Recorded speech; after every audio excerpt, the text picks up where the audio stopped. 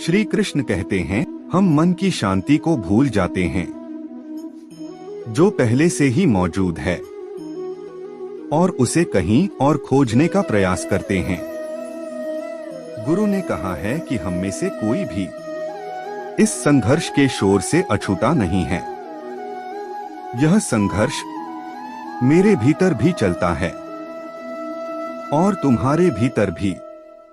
शिष्यों ने गुरुजी की बात ध्यान से सुनी और पूछा, गुरुजी, इस संघर्ष में कौन जीतेगा?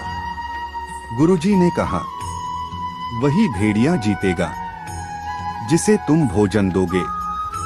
भोजन देने का अर्थ है कि हमारे पास उस भेड़िए के शब्दों पर ध्यान देने की शक्ति है जिसे हम भोजन देते हैं। ध्यान देने से मन बड़ा और मजबूत होता जाता है। जय श्री कृष्ण।